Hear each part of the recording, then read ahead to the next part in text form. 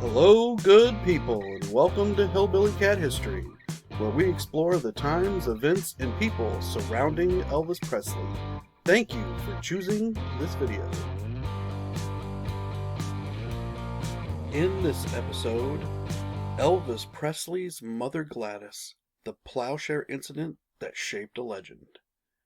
Here we see a sharecropper's daughter in front of a sharecropper shack. Wilbur J. Mansell, son of Doll's brother Sim and his wife Pearl Mansell, was born in Pontotoc County, Mississippi on February 6, 1919. Bob's youngest sister, 30-year-old Tabitha Tabby Smith, who lived with her mother Ann her entire life, passed away in 1919. Bob and his family moved to Marion's half-brother Isom Parker's farm. Isom was 29 years old, newly married to 21-year-old Lizzie Mae Busey, and starting a family, eventually raising at least 7 children. On September 14, 1919, Bob and Doll's 6th daughter, Gladys Lee Smith, was born.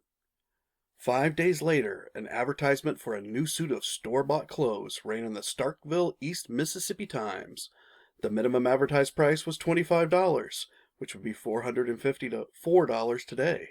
Although it is difficult to find records of sharecropper annual earnings in this period, a hired farmhand, on average, earned around $60 a month, or about $1,089 in today's money, or about $720 annually, which would be about $13,000 today.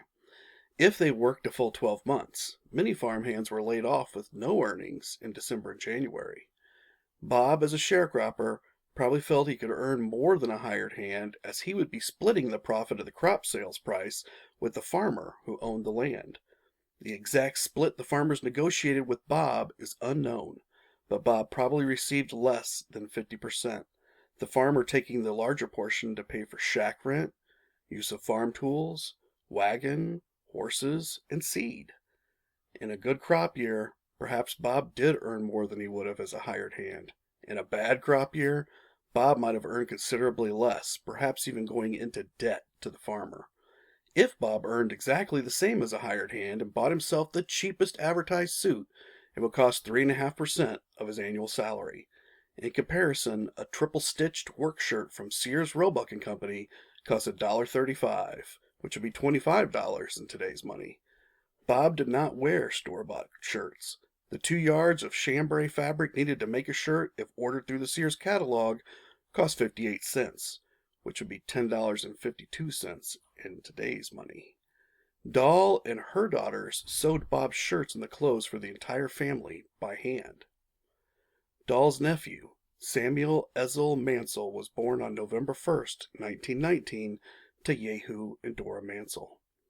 By 1920, Bob and his family of 9 children were residing within 4 miles of Tupelo in Beat 3, District 3, Lee County, Mississippi, perhaps on the farm of 31-year-old Robert Bruce Lamb, listed as Marvin Lamb by Elaine Dundee.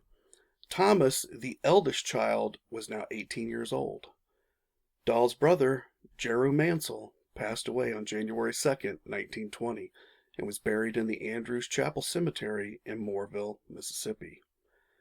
An event occurred on August 31st, 1920, heralding a change in mass communication, which would eventually change the life of Gladys forever, when the first commercial news broadcast via radio began in the United States.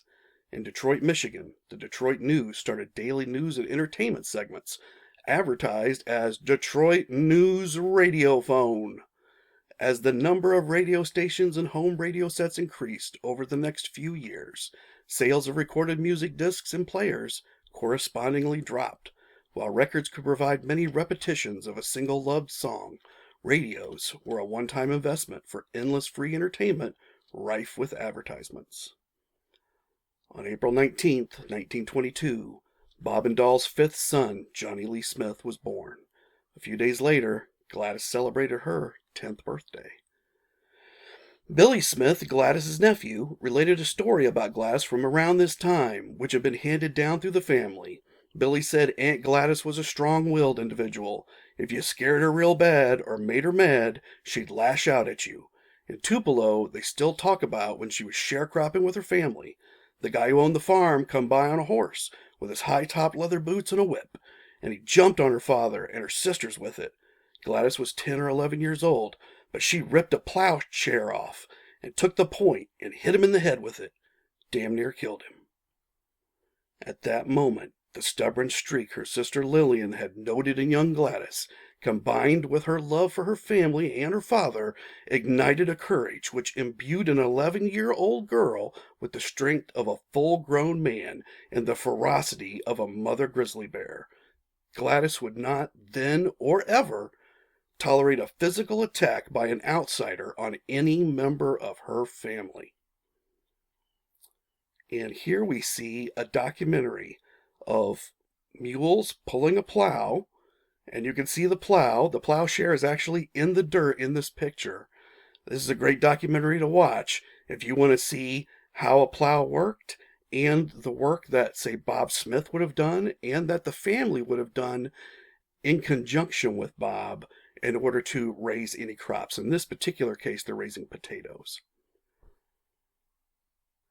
And here we see the family tree for Gladys. And you can see her mother and father at the top. You can see all of her brothers and sisters. You can see there are a total of 11.